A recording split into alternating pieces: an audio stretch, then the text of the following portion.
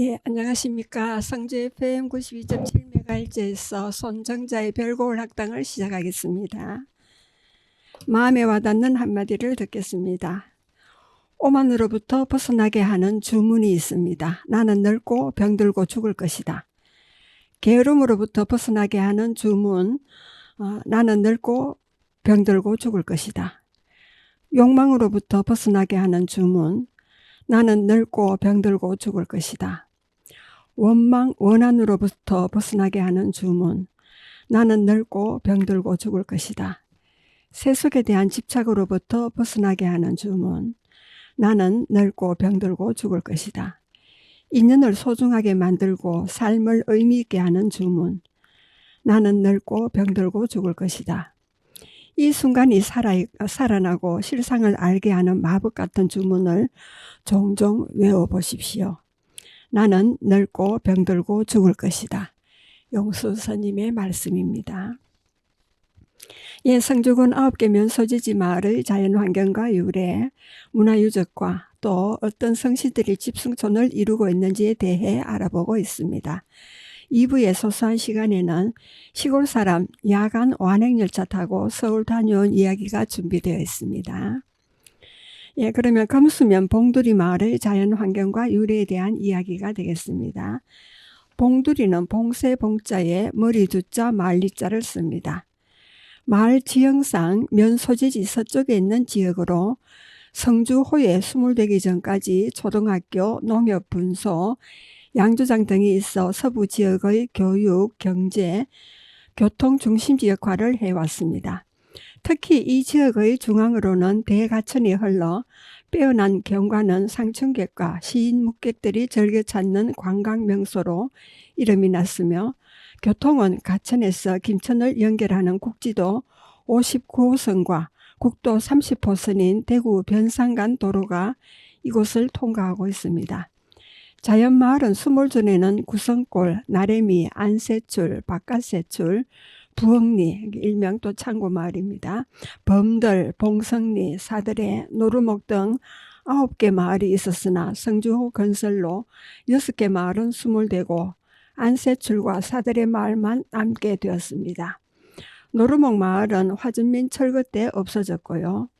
9개 마을이 존재했을 당시 성씨는 청주 한씨, 성산 이씨, 경산 이씨가 대중을 이루고 살았고, 세출 마을에는 선조 때 연주인 현순창이 첨사를 지내고 선산에서 이곳으로 이주하여 살았다고 전합니다.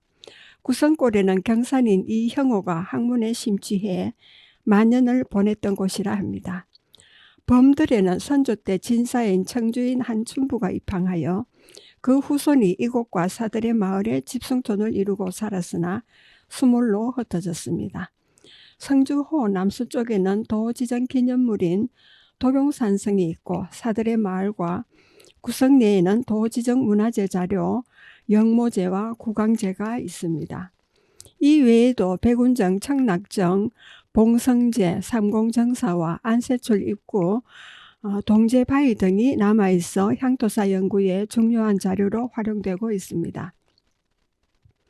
봉두리는 현재 성주호에 설치한 아라월드와 사들의 마을 군 유림에 조성한 휴양림 등 성주호 주변 관광지 개발 사업이 추진되고 있어 성주 지역의 대표적 관광지로 부상하고 있습니다. 26가구에 47명이 살고 있습니다. 그리고 구성골은 거북구에 성성자, 골곡자를 씁니다. 성주호 수몰로 없어진 마을이지만 수몰 전에는 대여섯 가구에 20명이 살았던 마을로 지금 봉두리의 안새출 마을 입구를 지나는 국도 30호선이 휴가마 도는 개울 아래 바깥새출 마을을 마주하여 있던 마을입니다. 마을 유래는 마을 앞 내물이 굽이 돌아 성을 이루고 마을 뒤산은 거북이가 알을 낳으러 산으로 오르는 형상이라 붙여진 이름입니다. 이곳 산 능선에 성산여시 선조인 여우청의 무덤이 있어 명혈로 이름이 났고, 이후 여시들이 이곳에 들어와 살았다고 전합니다. 조선중엽 유학자 경산인 이형호가 만년에 오랑 안포에서 이곳으로 옮겨와 살았다고 합니다. 마을 내에는 여우창의 아들로 중종 때 왕자 복성군의 사부를 지낸 원정 여후림의 부친의 심효살이를 하던 장소에 후손들이 건립한 경상북도 문화재 자료 제280호인 구강제가 있었으나 성주댐 건설로 국도 위편 산으로 옮겨졌습니다.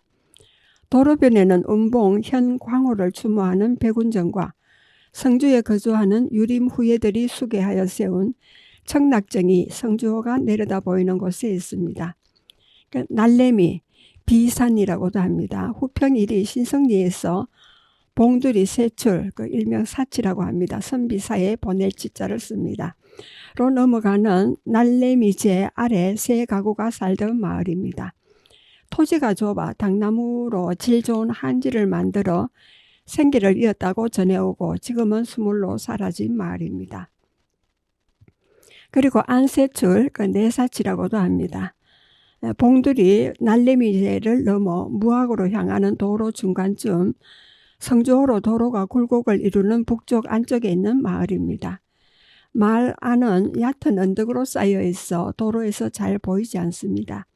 약 400년 전 연주인 현순창이 첨사 벼슬을 마치고 이곳에 입향하였으나 자손이 번창하지 못하고 각지로 떠난 후 약 300년 전 경산인 허헌 이치신이 판관 벼슬을 마치고 월왕 안포에서 이곳으로 옮겨와 선비가 그를 가르치고 새로운 마을을 이루고 새 출발한다는 뜻에서 세출, 사치라 부르게 되었다 하며 마을이 안골에 있어 안세출이라 부릅니다.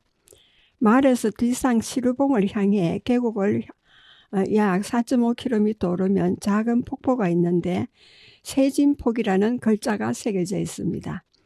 이곳은 조선말 인근에 살던 초은 이지수가 1796년에서 1864년까지 생존하신 분이고, 그리고 농수 이근은 1800년에서 1864년, 그리고 소응 여의주는 1803년에서 1876년까지 생존한 사민이 자주 이곳에 올라 시와 술을 즐기면서 삼노동이라 하였는데 후손이 이를 계승하여 지금도 모임을 가지고 있습니다.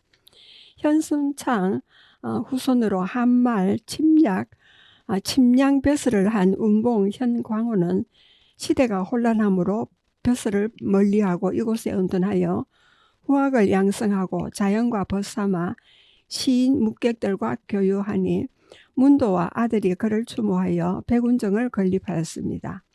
조선 후기 유학자인 경산인 이만리와 아들 이호원, 손자 이상찬, 3대의 덕행을 추모하여 양옥으로 후손들이 건립한 삼공정사도 마을 내에 있습니다. 마을 밖 도로변에 있는 동제 바위는 수령을 알 수 없는 천연손이 자라고 있고 매년 이곳에 동제를 지낸 바 있습니다.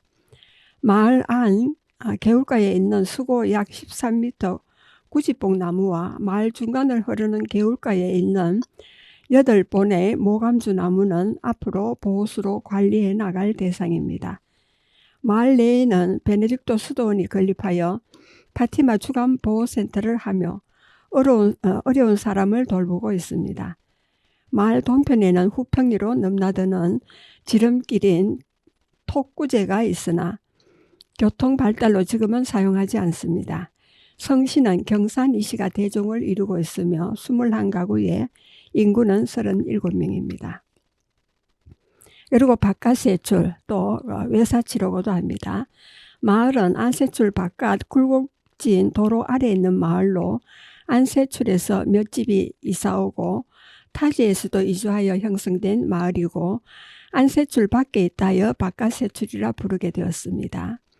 마을 앞으로 대가천이 흘렀고 안세출에서 내려오는 소화천이 서쪽으로 구성골과 경계를 이루었습니다. 전성기인 1970년경에는 약 38가구가 있었으나 성주호 건설로 수몰되었습니다. 그리고 노루목, 장항이라고도 합니다. 안세출 마을에서 북서쪽으로 약 3km 올라가면 무항리 묵방마을 뒷뜰과 경계를 이루는 지점에 있던 화전민촌입니다. 계곡이 노르목과 같다 하여 붙여진 이름이라 합니다. 1950년에서 1960년대까지 독가촌으로 있었으나 정부의 화전민 정리 정책으로 마을이 없어졌습니다.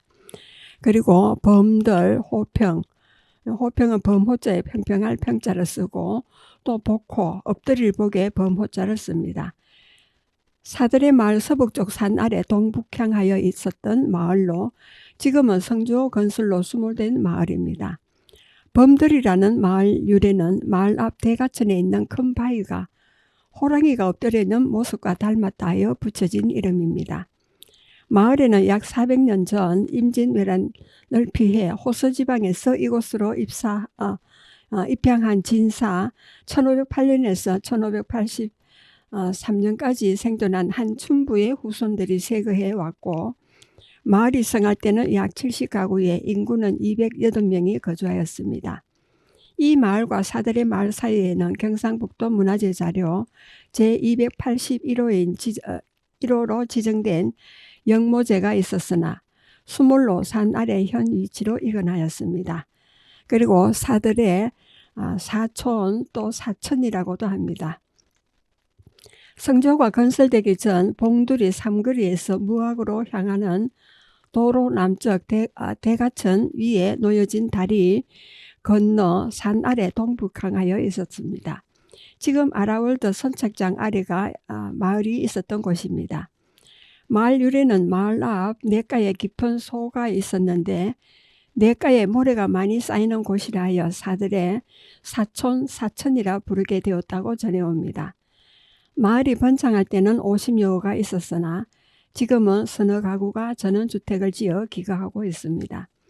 이곳은 도봉산성으로 오르는 등산로가 개설되어 성주호 주변 관광지 개발 사업이 활성화되었습니다. 마을로 통행하는 도로는 댐 아래의 강정마을 입구에서부터 난 길을 이용하고 있습니다. 그리고 봉성리가 있습니다. 봉쇄봉에 성성자 마을리자를 씁니다. 그리고 봉산이라고도 합니다. 성주호 제당에서 북쪽으로 바라보이는 봉황산 동쪽 아래 김천으로 통하던 구도로 옆에 있었던 마을입니다. 마을 유래는 마을 뒷산 봉우리가 봉황 모양을 닮았다 하여 봉성리라 부르게 되었습니다. 마을은 약 200년 전 고성희 씨가 개척한 마을이라 전하고 이곳에는 조선 중종 때 진사에 오른 이 문박을 추모하기 위한 봉성제가 있었으나 수몰되었습니다. 후손들이 1989년 날래밑제 아래 2천 양옥으로 제사를 건립하여 추모하고 있습니다. 봉두초등학교는 처음 이곳에서 개교했으며 문방구 등 7가구가 거주하고 있었으나 1971년 19회 졸업생을 마지막으로 아랫마을인 창고마을 부흥리로 이교했다가 수몰되었습니다. 그리고 창고, 부흥리가 있습니다. 부흥리는 복흥리라고도 합니다. 돌아올 복, 일흥, 마을리자를 씁니다. 옛 봉두리 중심지역으로 성주호 수몰로 사라진 마을이고요. 마을 유래는 금수 농협의 본소가 생기면서 농협 창교가 있어 창고마을로 불렸으며 봉두 초등학교가 이곳으로 옮겨와 마을이 생기게 되어 붙여진 이름입니다. 마을이 있었던 위치는 옛 봉두 삼거리 주변으로 지금 성주호 제당 북 서쪽 수역의 가운데 정도로 추정됩니다. 이곳은 김천, 정산, 가천, 방면 등 삼거리에 있어 사람들의 왕래가 잦아 양조장, 정미소, 이발관, 식당이 있었습니다. 마을에는 10여호가 거주하였다고 전해옵니다. 학교가 수몰 폐교된 후 졸업생들이 후평리 신성리 마을 앞 도로변에 1993년 기념비를 세우고 공원을 조성하여 해마다 친목 행사를 개최하고 있습니다. 예, 문화유산에 되었습니다. 봉두리 구성골에는 구강제가 있습니다. 조선 중기 남전 향악을 처음 시행한 원정 여희림을 추모하는 제실로 후손들이 처음에는 여희림의 선친인 여우창의 시모살이 하던 장소에 조선 명종 13년 1558년에 건립하였으나 수몰로 1996년 현재 자리로 이관하였습니다. 구강제 명칭은 여희림의 선친 묘소터가 강에서 놀던 거북이가 알을 낳기 위해 산을 오르는 형국이라 하는 데서 연유되었다 합니다. 건물은 성주호가 내려다 보이는 산비탈을 깎아 토석 담장을 두르고 동남향한 제실과 고직사가 기역자를 이루고 있습니다. 제사 규모는 정면 3칸, 측면 2칸의 8짝 지붕입니다. 온돌방과 마루는 택간의 간살로 온돌방과 동일하게 잡아 택간 쪽마루라기보다는 일반 마루로서의 기능이 더 농후한 것으로 보입니다. 중간과 우측에 온돌방을 연접시키고 방 사이에 미닫이 문을 달아 필요에 따라 구해갈 수 있게 하였습니다. 경상북도 문화재 자료 제280호로 지정 관리되고 있습니다. 그리고 봉두리 범들에는 영모제가 있습니다.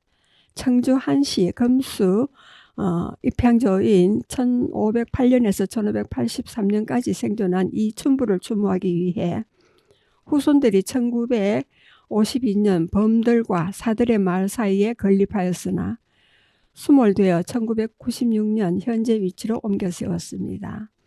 그 후 한 춘부의 부친인 절충장군, 두남과 참봉 두영, 정손인 절충장군 후기를 함께 향사하고 있습니다. 건물은 강당과 관리사 2동이 기역자형으로 배치되어 있고 강당은 정면 4칸, 측면 2칸의 8짝 지붕으로 중앙 2칸에 마루를 놓고 양측 칸에 온돌방을 둔 중당 협실형 구조로 되어 있습니다. 경상북도 문화재 자료 제281호로 관리되고 있습니다. 봉두리에는 백운정이 있습니다. 한말 침량 벼슬을 지낸 연주인 형 광호의 학덕을 추모하기 위해 아들 병진과 문도들이 1949년 봉두리 대가천변 절벽 위에 세운 정자로 이건 공사가 부실하여 2008년 청주군의 지원을 받아 개축한 건물입니다. 그리고 안새줄 구지복 나무와 모감주 나무가 있습니다. 마을 입구 개울가에 있는 구지복 나무는 높이가 13m, 가슴 둘레가 72cm, 수간폭은 8m, 수령은 200년으로 두 사람이 서로 안고 있는 형상의 노구수이고 마을 가운데를 흐르는 개울가에 있는 8보의 모감주는 높이가 2m로 수령은 오래되지 않았으나 진귀한 수종으로 앞으로 보호수로 지정되어 관리해야 할 것입니다. 봉두리 세출에는 청나정이 있습니다. 성주에 거주하는 유가의 후예들이 유풍을 진작시키고 책선 보이기를 하기 위해 1976년 수개하여 청낙회라하고 2000년 봄 봉두리 세출마을 앞 33번 국도가 굽어도는 성주호 호반에 세운 건물입니다. 규모는 사방 한 칸의 육각 정자로 기단은 다듬은 화강석을 두고 그 위에 화강석 주초를 놓은 후 두리기둥을 세웠습니다. 원판은 야성인 송준옥이 쓰고 기문은 청주인 지현 정준용이 지었습니다. 그리고 봉두리 날림에는 봉성제가 있습니다. 조선 중종 때 진사에 합격한 성주인 이문박의 학덕을 추모하여 후손들이 1979년 봉성리 마을에 건립한 제사이나 수몰로 1989년 현재 장소인 날래미제 아래 2000 양옥으로 신축한 건물입니다. 그리고 봉두리 안새출에는 삼공정사가 있습니다. 조선 후기 유학자인 경산인 이만리 1859년에서 1943년까지 생존하신 분과 아들 호원 1888년에서 1945년까지 생존했고요. 손자 상차는 1913년에서 1998년까지 생존한 3대의 덕행을 추모하여 그들이 살던 옛 집터의 후손들이 2006년 양옥으로 지은 제사입니다. 그리고 동제 바위가 있습니다.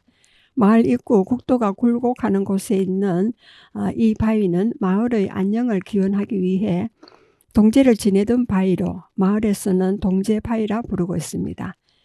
재질은 화강암 자연 안반이고 앞면 높이가 330cm, 폭은 640cm, 두께는 240cm입니다. 바위 위에는 천연송이 자라고 있고요. 도로변에 있어 보호 대책이 시급한 상태입니다. 그리고 봉두리, 무왕리, 가청, 정산리에는 성주호가 있습니다. 금수면 서부의 중심지인 봉두리 전 지역을 담수 면적으로 한 성주군의 대표적 호수로 김천시 정산면 수제 수도산에서 발원한 대가천을 원료로 하고 있습니다. 호수는 1987년 당시 성주 농지개량 조합에서 공사를 시작하여 1997년 완공하였습니다. 댐 높이는 62.6m고 길이는 430m입니다. 총 저수량은 4,749만 제곱미터, 만수 면적은 2.5 제곱킬로미터로서 댐 위치는 가천면 중산리입니다. 이곳에 봉소초등학교와 금수 농협의 본소가 있었으나 봉두리 지역 9개 마을 중 성주호 건설 전에 없어진 노르모 마을을 제외하면 구성골, 바깥세출, 범들, 봉성리, 부엉리, 날래미 마을 등 6개 마을을 수몰하고 사들의 마을은 일부만 남고 안세출 마을만 온전히 존재합니다. 그리고 산천지수 지명이 되었습니다. 무항리 이실매에서는 염속산이 있습니다. 동쪽으로 후평리 노산과 살티제, 염속봉산 679.3m로 이어져 김천시 조마면과 궁계를 이루는 산으로 높이는 872.5m입니다. 지명은 옛날 염속사 절이 있어 붙여진 이름이고 눈가랭이라는 이칭을 가지고 있습니다. 여러분은 성주 FM 92.7MHz에서 손정자의 별고울 학당을 듣고 계십니다. 음악을 듣고 오겠습니다. 윤수연의 천태만상이 되겠습니다.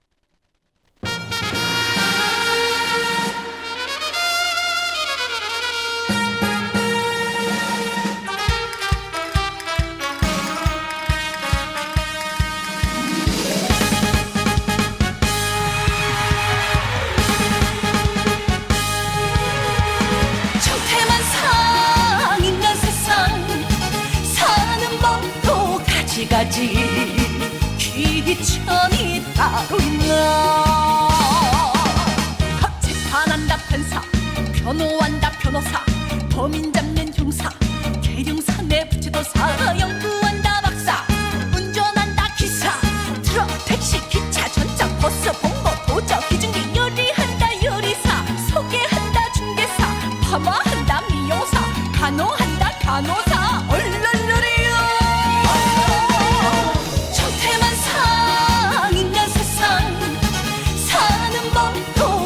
가지 귀천이 따로 있나.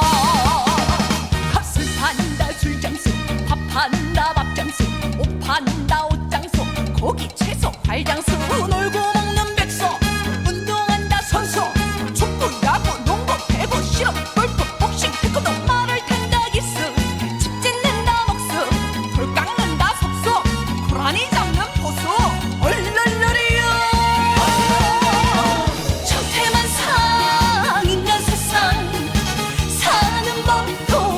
가지 귀천이 따로 있나. 아짜짜짜짜.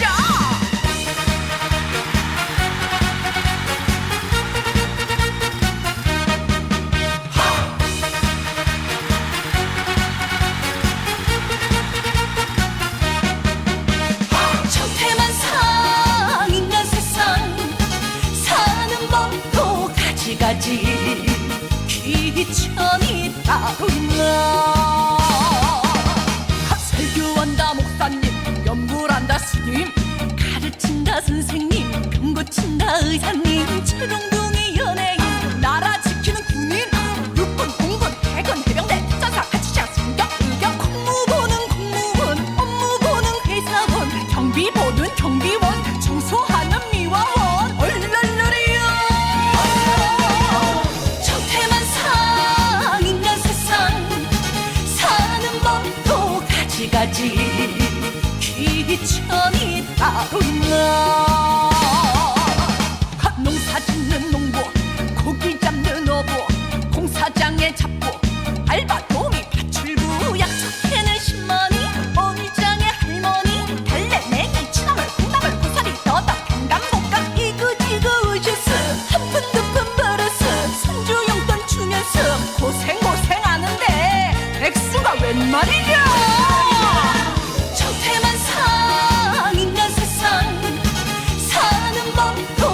시가지 귀천이 따른다.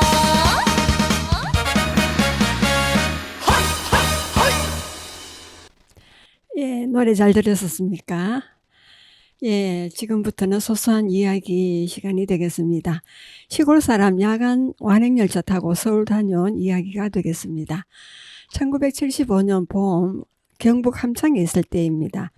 서울에 있다가 왔다니까 새마을 운동을 하며 전국에서 의샤 하던 시기라 나라님 박정희 대통령이 계시는 서울을 한번 가보면 원이 없겠다고 얘기했습니다.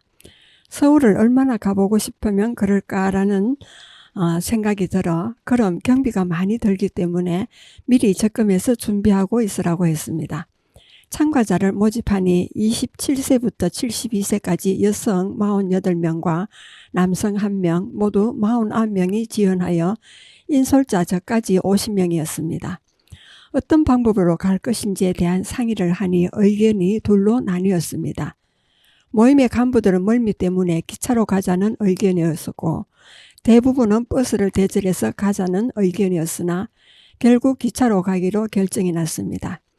3박 4일로 다녀올 계획을 잡아 경비를 계산하니 개인당 4,500원 정도면 될 것 같다고 말했습니다.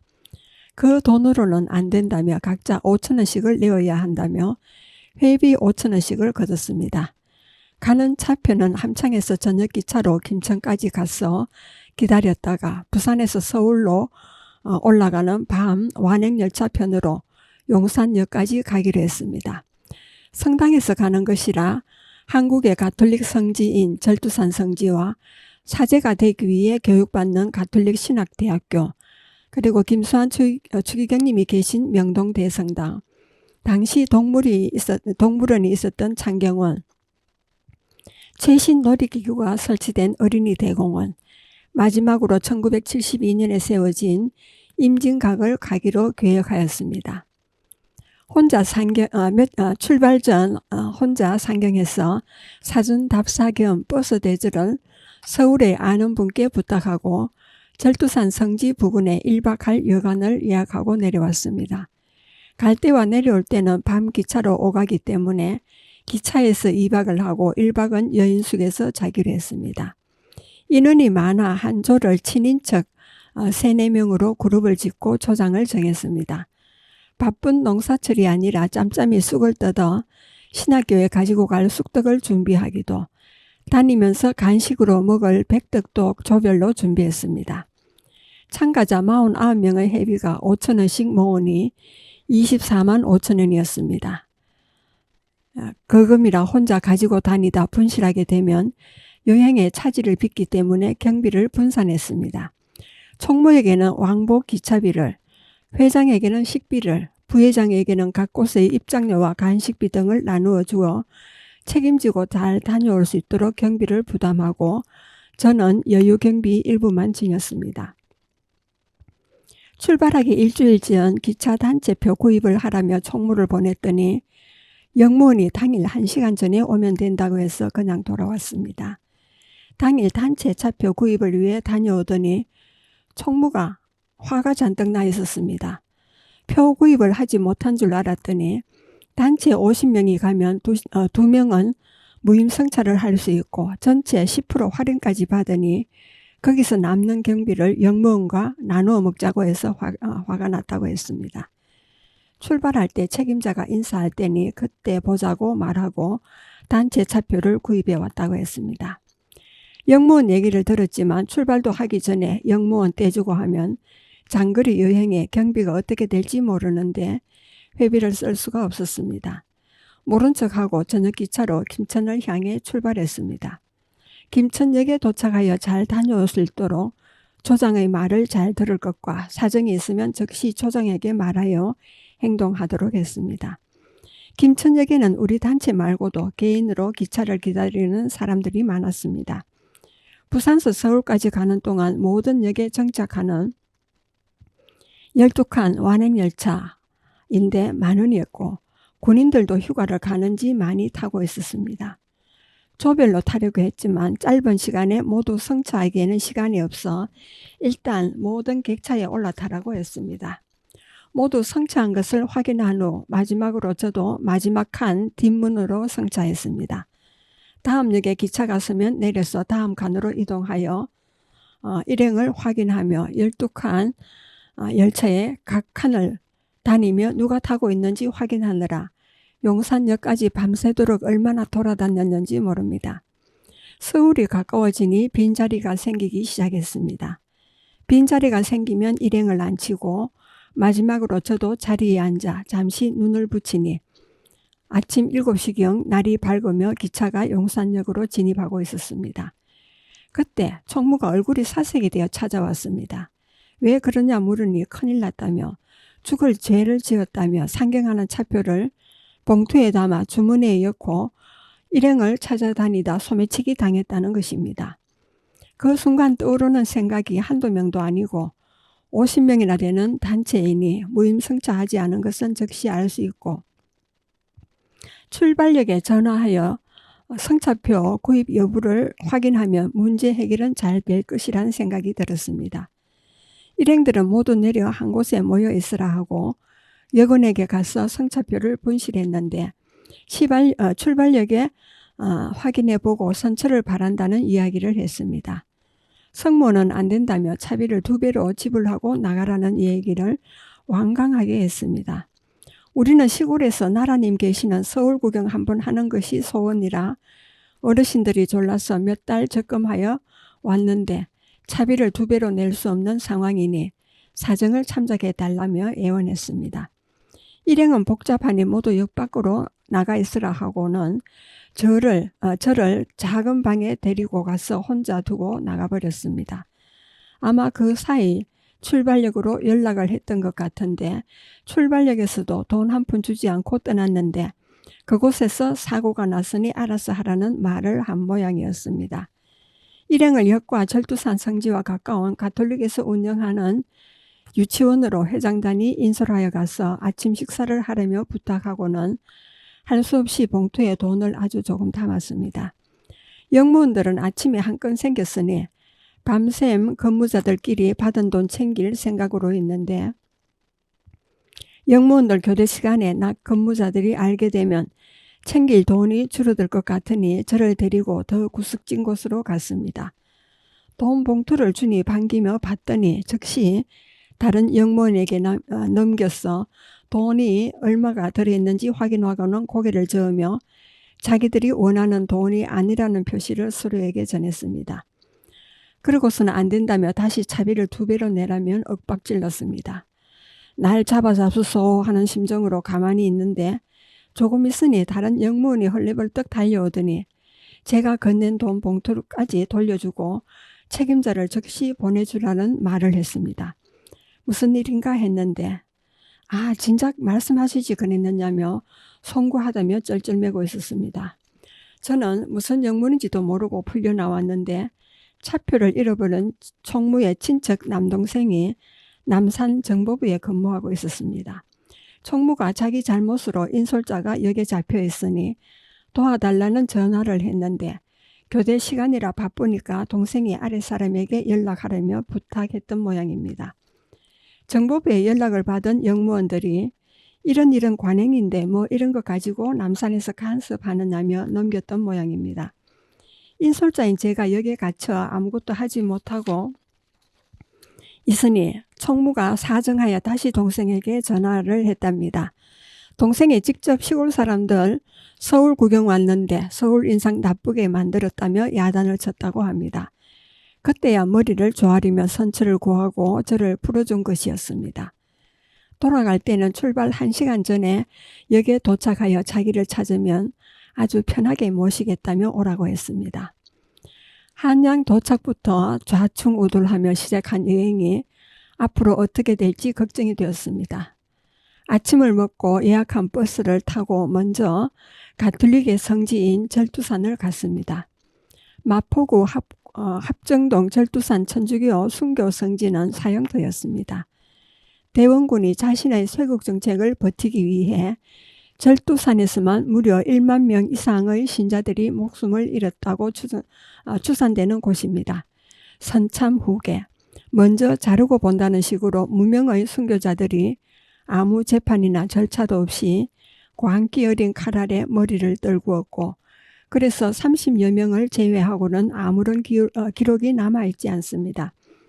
절두사는 원래 잠두봉, 용두봉으로 풍류객들이 산수를 즐기고 나루 손님들이 그늘을 찾던 한가롭고 평화로운 곳이었습니다. 도성에서 김포에 이르는 나루터에 수양버들이 많아 이름 지어진 양화진을 끼고 있어 더욱 명성을 떨쳤던 곳으로 중국에서 사신이 오면 꼭 유람선을 띄웠다고 전해오는 곳입니다. 병인년인 1866년 프랑스 함대가 양화진까지 침입해오자 대원군은 양위로 더럽혀진 한강물을 수학의 무리들 피로 씻어야 한다며 박해의 칼을 휘둘렀던 것입니다.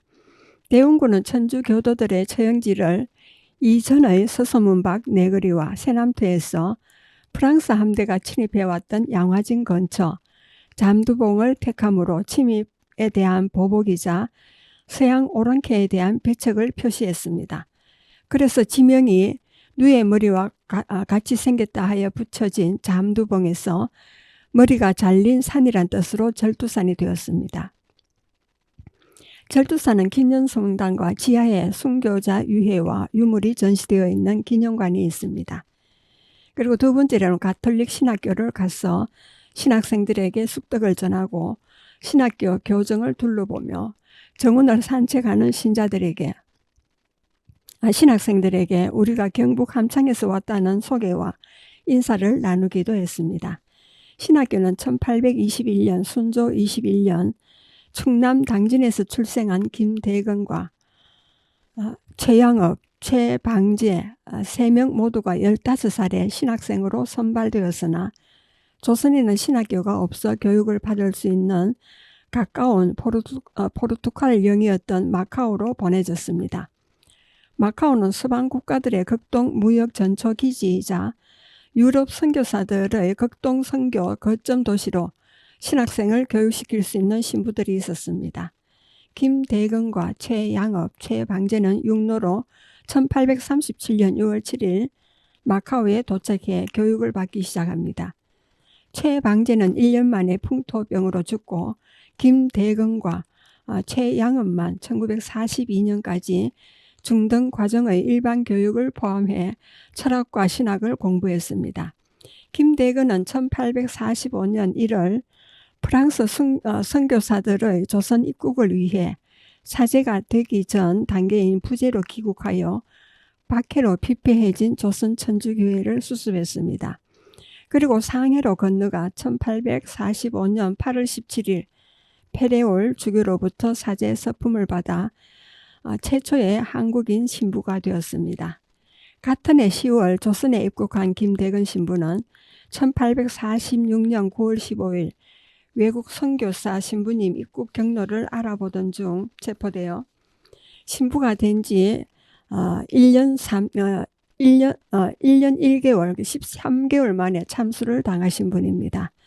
두 번째 사제인 최양업은 1949년 헌종 15년에 북경에서 사제 서품을 받고 1861년 철종 12년에 40세의 나이로 문경에서 병사하기까지 11년 6개월 동안 전국을 돌면서 신자들을 만나며 천주교를 전파했습니다. 조선에 세워진 최초의 신학교는 1885년 프랑스 외방선교회 소속 메스트로 신부가 충북 제천시 봉양읍 구왕리에 성요셉 신학교를 설립해 신학과 라틴어, 철학, 서양학문과 문물, 동물과 식물, 지리학, 의학, 과학 지식과 일반 상식까지 가르쳤습니다. 성요셉 신학교에서 공부하여 사제가 된 한국의 세 번째 사제는 강도영 마르코 신부로 1896년에서 1929년까지 33년 동안 미리네 성당 주임 신부로 활동했습니다. 현재 국내에서 사제를 양성하는 가톨릭 신학대학교는 서울, 대구, 광주, 인천, 수원, 대전 6개가 있습니다. 여기서 사제란 맡을 사, 제사, 제자를 씁니다. 즉 제사를 올리는, 미사를 집전하는 사람이라는 뜻입니다. 그리고 신부란 귀신 신자의 아비 부자, 영어로는 father, 아버지를 말합니다. 가톨릭과 성공회, 정교회 등의 성직자를 가리키는 말이기도 합니다. 영어로는 목사나 신부를 동시에 지칭하는 용어로도 사용합니다. 여러분은 지금 성주 FM 92.7MHz에서 손정자의 별골 학당을 듣고 계십니다. 음악을 듣고 오겠습니다. 4원의 대성당들의 시대가 되겠습니다. 아름다운 도시 파리, 전능한 신의 시대. 때는 1482년, 욕망과 사랑의 이야기. 우린 무명의 예술가, 제각각의 작품으로 이 이야기를 들려주려 해. 훗날의 당신에게 대성당들의 시대가 찾아왔어. 이제 세상은 새로운 천년을 맞지. 하늘 끝에 닿고 싶은 인간은 유리와 돌 위에 그들의 역사를 쓰지. 돌 위엔 돌들이 쌓이고 하루 또 100년이 흐르고 사랑으로 세운 탑들은 더 높아져만 가는데 신들도 노래했지. 수많은 사랑의 노래를 인류에게 전한 말을 약속하는 노래를. 대성당들의 시대가 찾아왔어. 이제 세상은 새로운 천년을 맞지. 하늘 끝에 닿고 싶은 인간은 유리와 돌 위에 그들의 역사를 쓰지. 대성당들의 시대가 찾아왔어. 이제 세상은 새로운 천년을 맞지. 하늘 끝에 닿고 싶은 인간은 유리와 돌 위에 그들의 역사를 쓰지.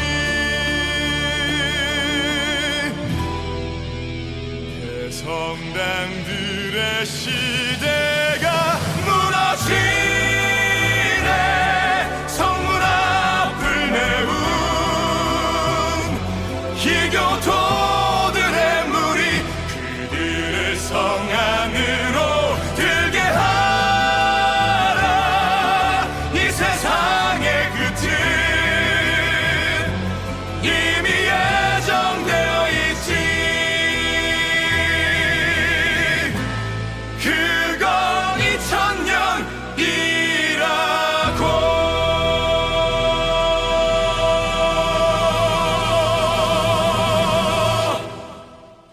예, 노래 잘 들으셨습니까? 예, 이제 세 번째로 김수환 추기경님이 계시는 명동 대성당을 갔습니다.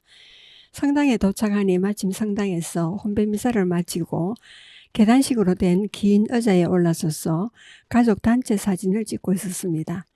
우리도 큰 단체여서 사진 찍기가 그랬는데 제가 잘 아는 후배가 명동 대성당 사무장으로 있어 양해를 구하고 계단식 의자를 이용하여 사진 한 장을 찰칵했습니다.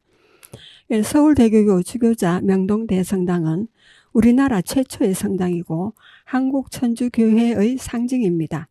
이곳에 처음 신앙 공동체가 형성된 것은 1784년 명례방 종교 집회였습니다. 이후 1892년 코스터 신부가 성당을 설계하여 1898년 5월 29일 한국교회의 주보인 원죄 없이 잉태되신 성모 마리아를 주보로 하여 대성당을 축성 봉헌하였습니다. 한국 초기의 벽돌 성당이며 고딕 양식 구조로 사적 제258호로 지정되어 있는 성전이기에 건물 양식으로도 하나의 교회사적, 역사적 의미를 지닙니다.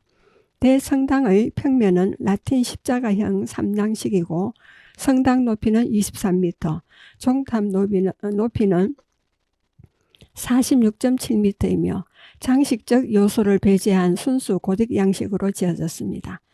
1900년부터는 기예박해, 병인박해 때 순교한 분들의 일부 유해를 현재까지 지하성당에 모셔져 있습니다. 1942년에는 최초의 한국인 주임 신부가 부임하였고 최초의 한국인 노기남 주교님의 서품식도 거행되었습니다. 1945년에는 광복을 맞아 성당의 이름을 종현대성당에서 명동대성당으로 바꾸었습니다. 명동대성당은 1970년과 1980년대 근현대사의 격동기에 한국교회의 인권신장 및 민주화 성지로서의 역할을 했으며 기도하고 선교하는 공동체로 세상을 향해 나아가고 있습니다. 조선에 가톨릭이 들어오게 된 경위는 정권에서 물러난 난민들이 북경 사신으로 가는 동지사 편으로 가서 서양책으로 생각하여 중국인들에게 천주교를 가르치기 위해 쓴 천주시의 책을 구입해 왔습니다. 1780년 겨울 남한산성 앵자봉 골짜기 천지남 주우사에서 남인들이 모여 학문으로 연구하게 되었습니다. 당시 유교로 신분에 따른 계급 차이가 심했을 때 천주시리 내용에는 남녀 모두가 평등하고 이성의 삶의 업적에 따라 천국을 간다는 사후의 얘기가 교리의 핵심으로 명쾌하게 적혀 있었습니다. 학문으로 연구 중 의문이 생겨 1784년 정조 때 동지사로 가는 부친을 따라 서장관으로 이성운이 가서 청나라 북경 천주당의 그라몽 신부에게 성사와 미사, 교계 지도에 대한 질문을 했습니다. 세례를 받아야 한다는 사실을 알게 되어 조선인으로 첫 세례를 받은 사람이라는 뜻에서 베드로로 세례를 받고 돌아옵니다. 인조의 아들 소현세자가 인질로 가 있으면서 세례를 받았다고 하나 이 성운이 가톨릭에서 공식적으로 인정하는 첫 신자입니다. 북경에서 세례를 받고 돌아온 이성운 베드로는 1784년 초겨울 수표교 인근 이벽의 집에서 신도들에게 첫 세례식을 거행하였습니다. 이곳에는 한국 천주교회 창립터 정조 8년 1784년 겨울 이 수표교 근처에 있던 이벽의 집에서 한국 천주교회가 설립되었다는 내용을 담은 표지석을 세웠습니다. 여기에서 기억해야 할 인물은 이벽, 이성운, 정약용, 권일신 등이 있습니다. 그 명동대성당은 옛 장학원 터인 김범우의 집터에 세워진 성당입니다. 김범우는 중인 신분이라 누구나 드나들 수 있어 집회 장소가 되어 1784년 말까지 신앙 집회가 열리던 곳입니다. 당시 이곳에서 집회를 열었던 이들을 명례방 공동체라고 합니다. 1785년 봄 모임이 발각되어 공동체는 와해되었고 끝까지 신앙을 포기하지 않았던 집주인 김범우는 충북 단양으로 유배된 후 고문 후유증으로 1986년 선종하여 한국 최초의 순교자, 천주교 순교자로 기록된 인물입니다. 한국은 세계에서 유래를 찾아볼 수 없는 평신도에 의해 자발적으로 가톨릭을 받아들인 나라가 됩니다. 장학원터에 지어진 김범우의 집터에 명동대성당이 지어져 서울대교구의 주교좌로 한국천주교회의 상징이자 심장과 같은 곳입니다. 1898년에 지어진 아름다운 성당은 한국천주교회가 완전한 신앙의 자유를 얻었음을 상징하는 장소로 한국천주교회 공동체가 처음으로 탄생한 곳입니다. 명동대성당의 지하소성당 묘역은 순교자들의 유해를 모시기 위해 설계 때부터 계획된 시설로서 각지에서 발굴된 순교자들의 유해가 1900년부터 이곳으로 옮겨져 안치되어 있습니다. 지하성당은 제대 하부에 위치하며 미사 장소와 성인의 유골인 성의 안치실로 쓰이는 곳입니다. 명동 성당 지하에는 파리외방전교회 소속의 선교사로 1839년 기예박해 때 세남토에서 순교하고 1984년 교황 요한 바오로 2세에 의해서 시성된 성앵베르 범주교 제2대 조선교우장 성샤스탕 정신부 성모방 나신부의 유해 일부와 기예박해 때 순교하고 1984년에 시성된 성 김성우 안토니오, 성 최경환 프란치스코 등 5분의 유해가 모셔져 있습니다. 1866년 병임 박해 때 세남토에서 순교한 파리외방전교회의 프리테 신부 및 푸티니콜라 신부의 유해와 1839년에 순교한 이 에메렌시아 무명 순교자 한 분의 유해를 모셨습니다. 순교자 4분 등 모두 9분의 유해가 모셔져 있습니다. 조선은 유교를 숭상하는 나라로 부모에게 효를 다해야 했습니다. 그러나 천주교 교리에 따르면 하느님 외에 누구도 하느님 위에 두어서는 안 된다고 되어 있습니다. 부모의 기일에 제사를 올리는 것은 동양의 풍습인데 서양인들이 동양의 문화를 이해하지 못하고 미신 행위로 간주하여 금지령을 내렸던 것입니다. 천주교 세례를 받은 선비들이 조상과 부모 제사를 거부하면서 일어난 박해로 많은 신자들이 죽게 되었습니다. 어떻게 보면 정권을 장악하고 있는 노론이 반대당인 남인 세력을 축출하는 계기로 삼기도, 재산을 탐내거나 개인 감정으로 상대를 천주교 신자로 몰아 죽인 사건이 100년이 넘게 이어지면서 한양을 중심으로 신앙생활을 하던 신자들이 전국으로 흩어지는 계기가 되었습니다. 제사 금지령은 부모에 대한 제사가 동양의 미풍양속임을 인정해 1939년 중국과 일본의 신사참배 허락을 받으면서 조선의 조상제사 금지령도 해제되었습니다. 지금은 가톨릭에서 제사를 모시고 있습니다.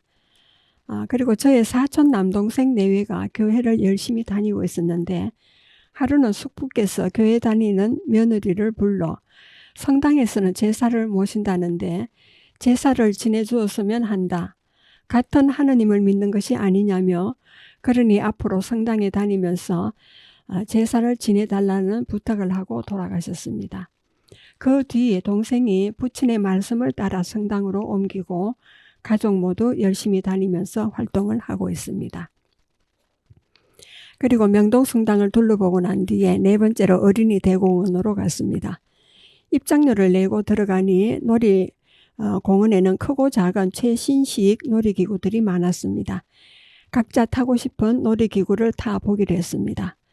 저도 놀이기구를 타보고 싶어 일행들과 함께 타며 재미있게 놀기도 했습니다. 서울의 어린이 대공원은 유경수 여사께서 어린이들이 밝고 건강하게 잘 자라도록 하기 위해 만들어진 지 몇 년 되지 않는 공원이었습니다. 이른 아침 용산역에 도착하여 네 곳이나 신기하고 어리둥절한 마음으로 서울의 중요 명소를 둘러본 뒤 여관으로 들어와 하루의 피곤함을 풀었습니다. 다음 날 아침 일찍 당시 동물원이었던 창경원을 갔습니다.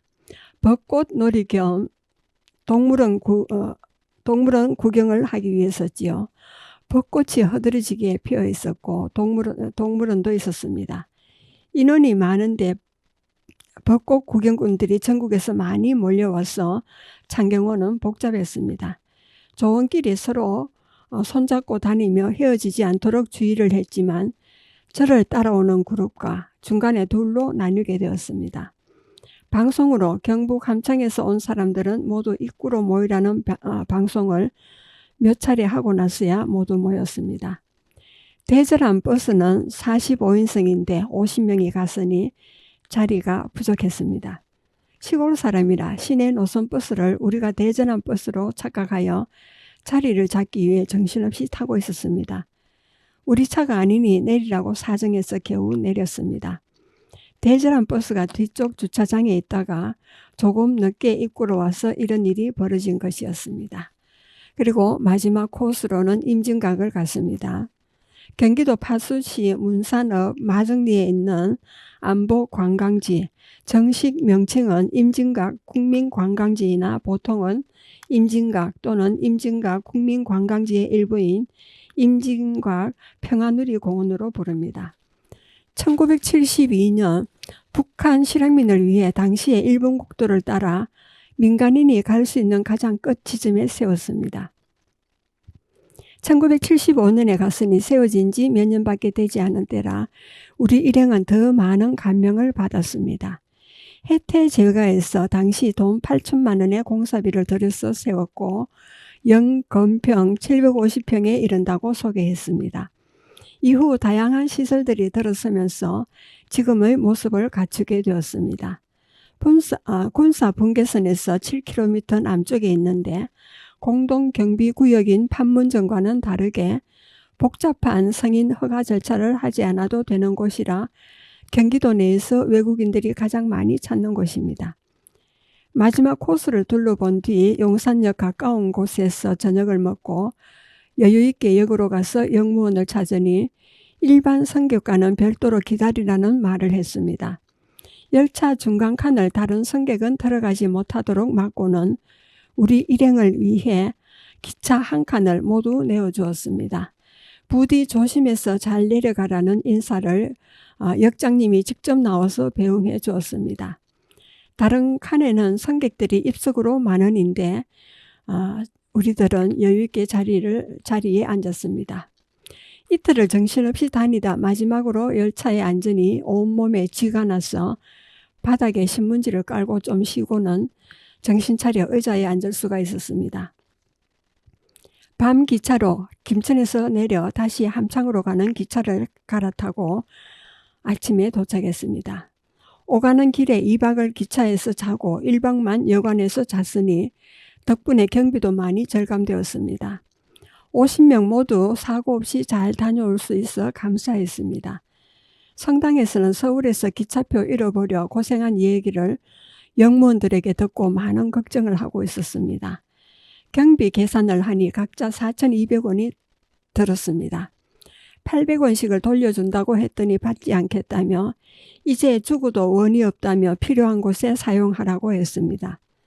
성당 식당에 냉장고가 없어 사겠다고 했더니 회장이 단독으로 기정하여 남은 경비는 다른 곳에 사용했습니다. 여행이란 가보지 못한 곳을 가서 보는 재미도 있지만 예상치 못한 사건들로 고생을 하기도 하는 것 같았습니다. 서울 도착부터 차표 잊어버려 힘들었고 한적한 시골에서만 평생을 살아온 사람들이 복잡하고 어리둥절한 서울 한복판에서 좌충우돌한 얘기들이 참가자 각자가 경험하여 기억에 남는 얘기가 다르겠지만 지난 얘기라 추억도 되는군요. 방송을 듣는 여러분도 여행에서 겪은 일들이 생각나시지요? 예, 여러분은 성주 FM 92.7MHz에서 손정자의 별골 학당을 들으셨습니다. 마지막 음악으로는 박정희 대통령께서 작사 작곡한 KBS 합창단이 부른 새마을 노래가 되겠습니다. 예, 오랜만에 들어보는 노래가 되겠지요. 그 시대를 살았던 분들은 모두가 힘을 모아 잘 살아보려는 희망으로 꿈을 키우며 열심히 살았던 것이 생각날 것입니다. 그래서 어디에서도 찾아볼 수 없는 짧은 기간에 원조를 받던 나라에서 이제는 주른 나라로 자부심을 가지며 당당히 살아가고 있지 않습니까? IMF도 코로나도 이기고 또 어떤 시련이 닥치더라도 잘 이겨나가기를 바랍니다. 해외 동포 여러분들 그리고 봉사자 모두 건강하게 전 세계에서 새벽종이 울린다, 새아침이 밝았다 노래를 울려 퍼지게 하여 세상 사람 모두 건강하고 행복한 세상을 이루는 데 앞장서서 일조하기를 바랍니다. 화이팅 합니다. 노래를 들어볼게요.